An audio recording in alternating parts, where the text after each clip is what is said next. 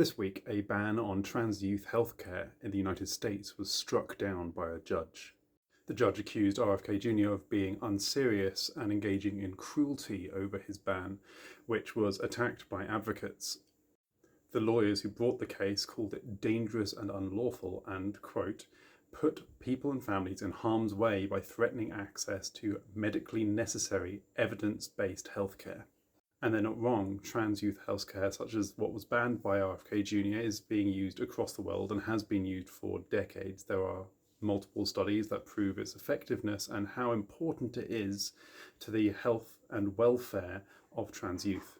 So why is it then that when communicating with politicians running for elected office here in Scotland, politicians who consider themselves to be LGBTQ allies, I get responses like this, where they call a ban on puberty blockers an issue to do with science-led approaches to medication, questioning whether these drugs that, again, have been in use for decades are in use around the world and continue to be in use here in the UK, but specifically for cis kids, not trans kids. They say it's important to make policy based on facts and that drugs are subject to the necessary tests and trials, which sounds like a reasonable position to take. It sounds reasonable, but we've just seen a US judge call it cruelty and unserious. So how is this possible, and what is the Cass Review?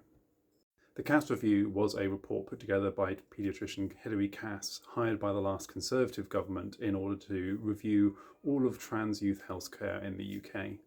And when her report came back, it was immediately published and advised that she didn't believe that these drugs had been sufficiently tested.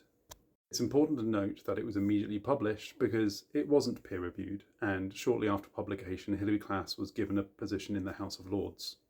Her job had been done, and despite there being no actual statement in that review that suggested that there needed to be a ban on these important healthcare drugs for trans youth, the Conservative government immediately banned all healthcare drugs for trans youth. And when Wes Streeting, the new health secretary under the Labour government, came in, he turned that temporary ban into a permanent one. This being despite the fact that there was increasing international consensus that the Cass Review was wrong. For example, these peer-reviewed studies, this one with the British Medical Council, which heavily criticised the science and research around the Cass Review. And this one from the Netherlands, which calls the Cass Review itself scientifically seriously substandard. And this one from the Journal of Medical Ethics that says the Cass Review is not congruent with ethical norms concerning clinical research. With all that being the case, the complete ban on drugs for trans youth continues to be enforced across the UK. There have been suggestions there should be a study that will make up for the gap in scientific research in this area, despite there being plenty of studies internationally which fill this gap. Recently, efforts to implement that study in NHS England were curtailed, with attacks on the demographics that this study would even apply to, increasing the age range to a threshold where puberty blockers were no longer useful. The person who led that effort was then removed from the governing body for the trial after it was revealed that he had an extensive Twitter history attacking trans people and whether or not trans identities are even valid. This is one of the people who was put in charge of implementing a study on trans youth healthcare. The situation is no different in NHS Scotland, where following the ban in NHS England, we then saw a ban on trans youth healthcare north of the border as well. The Scottish Government and its political party, the SNP, wrung their hands and claimed they couldn't do anything about it. The ban was in place and it was a clinical decision, therefore out of their hands. Meanwhile, Hilary Cass now enjoys a position in the House of Lords, an unelected, unaccountable position in which she now has power over our laws for the rest of her life. Meanwhile, similar attacks on trans youth healthcare in the United States are being struck down by judges as being cruel and unserious. Meanwhile, trans people are now claiming asylum in other countries because the situation in the UK has become so hostile towards them.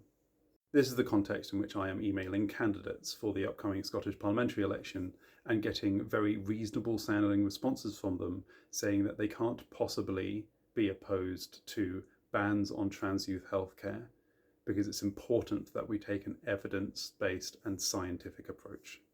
That sounds reasonable, but what it actually is laundering a flawed study that was not peer-reviewed by someone who was appointed by a conservative government, which was very open about its belief that trans identities are invalid. A view that has been criticised by doctors, by academics, both in the UK and abroad, and suggesting that it is somehow infallible, unquestionable, and therefore justifies a ban on trans youth healthcare that it didn't even suggest needed to happen. The ban on trans youth healthcare is unjustifiable, even under the CAS review, but it has been successfully spun by politicians and media that this is the scientifically literate position, instead of one which is the result of a torrent of propaganda by conservative interests against trans people.